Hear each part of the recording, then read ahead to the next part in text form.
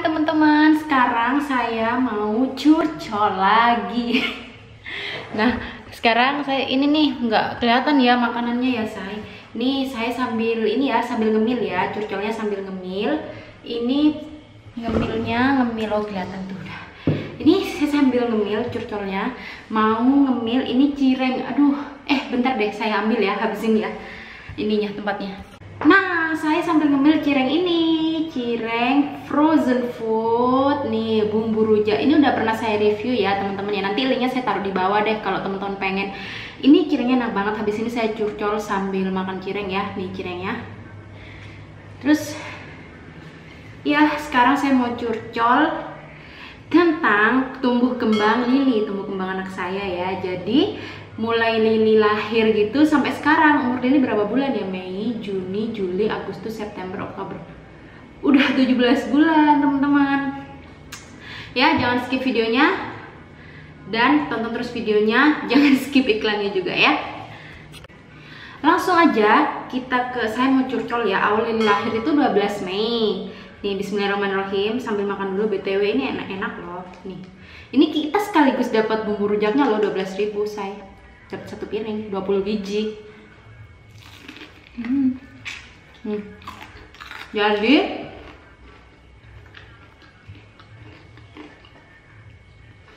awal Lili lahir itu kan 12 Mei. Beratnya itu 2,7. Menurut saya, karena saya itu memang kan anak pertama. Terus pengen banget tuh kayak lahiran normal. Jadi saya parno banget anak saya itu besar di dalam, takutnya lahirannya susah apa gimana gitu kan. Jadi itu kan semua pilihan ya say. Jadi nggak ada yang salah, nggak saling ngejudge lah ya. Kan ada sisi baiknya dan sisi buruknya masing-masing, sesuai selera juga, sesuai pilihan masing-masing. Jadi karena saya takut banget, saya itu mengurangi makan manis gitu loh. Sama kayak mengurangi makan manis, karena kan makan manis itu cepet ya bikin bayi gede, katanya sih gitu. 2,7. Lahirnya di Buhol, bidan saya yang biasa saya periksa. Sebulan kemudian beratnya itu naik hampir 2 kilo say. 4, berapa gitu. Buku KIA-nya ada. Apa perlu saya ambil buku KIA-nya? Nah nih udah saya ambil buku KIA-nya biar saya nggak disangka bohong ya say. Tuh sebulan dia naik, dia beratnya 4,4, hampir 2 kilo ya, 1,7 on naiknya ya sebulan. Terus di bulan selanjutnya ini nggak ada. Terus 2 bulan lagi dia 6,1, sekarang belum timbang say. Nah kemarin dia beratnya 8,8 ya. Kayak di bulan-bulan awal gitu kan biasa ya bayi kayak belum ini, saya nggak takut sih kayak tummy time gitu ya. Apa ibu-ibu di rumah tuh gimana? Kalau saya tuh takut banget karena kan banyak yang bilang kata dokter tuh nggak apa-apa tummy time asal jangan lama-lama. Cuman saya takut aja gitu ya say. Takut aja gitu. Terus umur sebulan Lili ya udah biasa digendong biasa seperti ini. Saya pun nggak berani gendong dia ke depan gitu, nggak berani. Ini kan pengalaman saya hanya sharing aja. Mungkin kalau ada yang salah menurut yang expert gitu ya, atau yang profesinya seperti bidan dokter, bisa komen di bawah ya. Terus yang umur dia 2 bulan, dia itu mulai ngoceh-ngoceh dikit kayak dia udah bisa udah bisa niru gitu. Terus umur 3 bulan mulai tuh tengkurep tuh miring-miring ya awalnya. Dia tuh tengkurepnya umur 4 bulan teman-teman ya. 4 bulan kurang berapa minggu gitu udah mulai tengkurep lah, tapi dia belum bisa balik. Terus pada saat itu bisa baliknya itu kayaknya umur 5 bulanan apa gitu ya. Iya, umur 5 bulan tuh bisa balik. Terus dia guling-guling mana-mana. Nah pada saat itu saya tuh ada khawatir ya, karena anak saya tuh si Kaliana Lili itu dia itu nggak merangkak ya teman-teman. Kalau merangkak itu kan merangkak gitu kan. Nah si Lili ini dia itu kayak dia itu ngesot gitu loh, kayak buaya gitu ngesot. Habisin deh, saya kasih lihat videonya ya kalau ada ya. Ini kok Terus saya takut kan, akhirnya saya searching lah. Terus saya tanya lah ke bidan saya, katanya nggak apa-apa, pertumbuhan tiap anak tuh beda-beda kan. Tapi jangan lihat ya, ada suami saya mau lewat tuh. Terus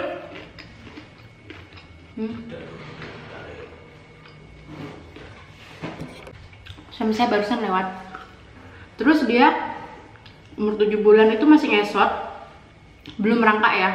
Tapi saya, karena saya takut ya teman-teman ya, saya searching, lihat di YouTube gitu cara stimulasinya ya, tapi berdasarkan yang udah paham gitu loh. Kan ada kalau di YouTube itu yang udah punya profesi, yang udah punya keahlian, atau kadang ada kan artis-artis yang bawa anaknya ke dokter di videoin gitu kan. Jadi saya ikutin lah mereka, saya stimulasi lah Lili supaya Lili itu bisa merangkak, karena dia itu nggak merangkak, kayak dia itu ngesot gitu loh, badannya digeret gitu teman-teman.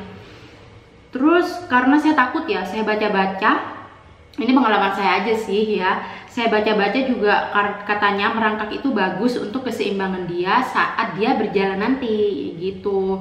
Pokoknya merangkak itu katanya proses yang sangat penting ya teman-teman ya.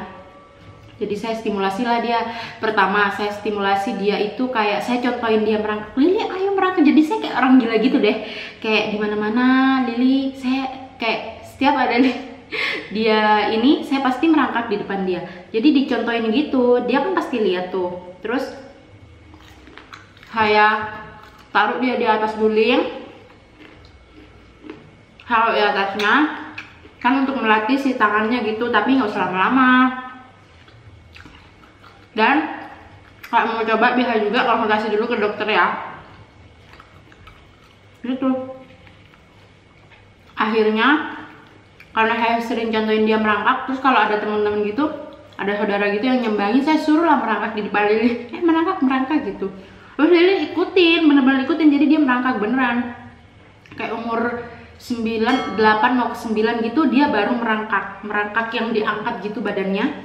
Terus dia mulai berdiri itu umur 11 kayaknya ya. Iya, umur 10 ke 11 gitu dia mulai berdiri sendiri. Terus mulai ini apa sih kalau orang Madura tuh namanya neter-neter, apa sih namanya? Kayak jalan merayap gitu loh, merayap tembok tapi sambil pegangan, udah bisa. Terus umur 12 dia udah ini bisa melangkah. Bisa melangkah dari sini ke sini diginiin gitu. Ayo Lili sini gitu. Melangkahnya itu kayak 3 langkah gitu, 2 sampai 4 langkah gitulah. Terus dia jatuh ya gitu-gitu, berdiri sendiri udah bisa umur 12 itu ya. Kayak berdiri di tembok gini diem tanpa dipegangin. Tapi dia langkahnya itu masih takut-takut teman-teman. Yang 12 itu masih ya gitu, 2 sampai 4 langkah gitu baru bisa.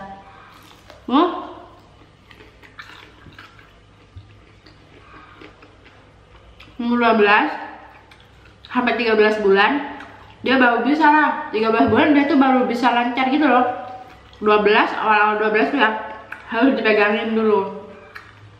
Jadi kalau dia jalan gitu agak jauh, dia tuh harus dipegangin dulu 2 tangannya. Terus kadang bahunya sini saya pegang, kalau kelamaan sini takutnya capek ya, terus takutnya sakit gitu tangannya. Terus lama-lama karena sering saya ajak jalan gitu keluar tapi sambil saya pegangin, lama-lama dia bisa umur 13 ya, umur 13 ke umur 13 pas ke 14 itu ya, dia udah bisa jalan tuh lancar jalan. Umur 12 dia jalannya masih dikit-dikit dan harus dipegangin kan. Umur 13 ke 14 tuh dia udah lancar jalan tanpa pegangan ya teman-teman ya. Cuman kalau jalan di luar tuh masih takut. Yang umur 13 awal-awal itu masih takut. Kalau jalan di luar kayak yang nggak rata gitu, ya masih takut-takut. Tapi dia kalau di yang halus-halus gitu, dia udah berani, kayak udah kenceng gitu jalannya, tanpa harus dipegangin. Kalau di luar dia masih takut, kayak melangkah dikit-dikit gitu loh melangkahnya, tapi udah nggak pakai pegangan. Dulu sampai sekarang udah lancar jalannya. Kiranya enak deh. Jadi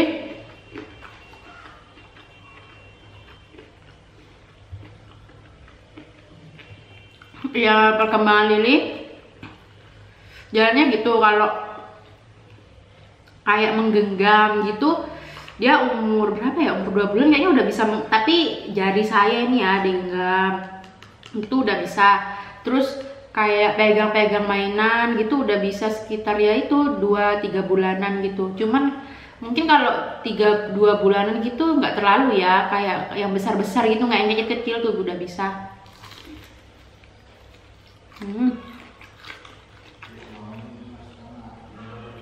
Ya, terus ya udah gitu deh, fokus ke cireng saya.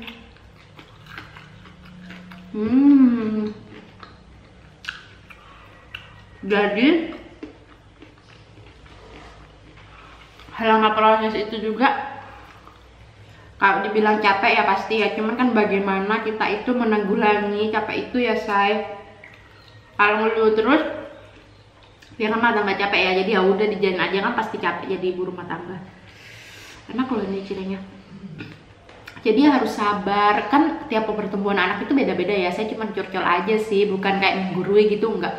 Cuman sharing pengalaman saya dan anak saya aja.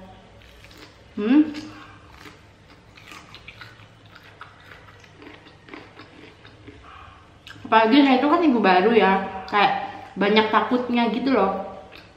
Kalau telah dikit kok gini ya, kok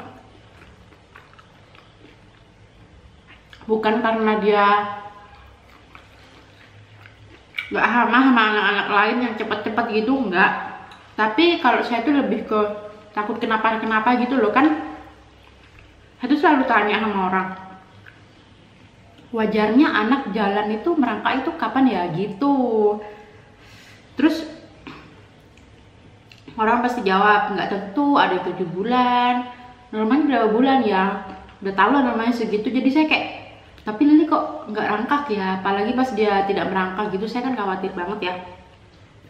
Tapi sekarang nggak apa-apa, anaknya malah jalan tuh enak, udah lari-lari. Lagi dan pertumbuhan anak tuh beda-beda ya. Ada yang 9 bulan udah jalan, ada yang bahkan hampir 2 tahun tuh belum jalan. Cuman ya kan kita tuh, menurut saya kita sebagai orang tua nggak bisa kayak itu kok udah jalan anak saya belum, ya kan tiap anak tuh beda-beda, keturunannya juga beda, terus tulangnya kan juga beda ya, size struktur tubuhnya itu berbeda. Jadi jangan menyamakan anak, kayak jangan memaksakan ayo dong harus jalan cepet-cepet gitu.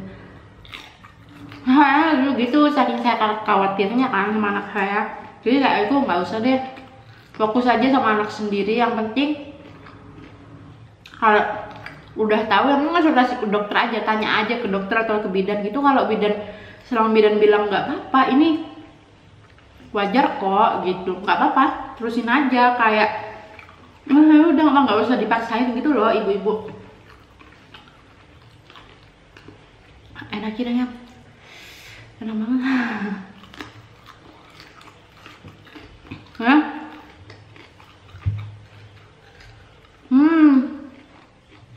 BTW ini cirengnya enak loh. Nih, thumbnail, bikin thumbnail.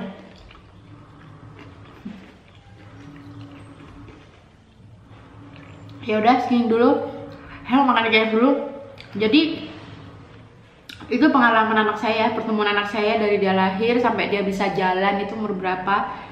Semoga bisa membuat ibu-ibu di rumah itu tidak menjadikan anak lain sebagai patokan ya, yang harus diikuti. Anak saya harus gini, anak saya harus gini.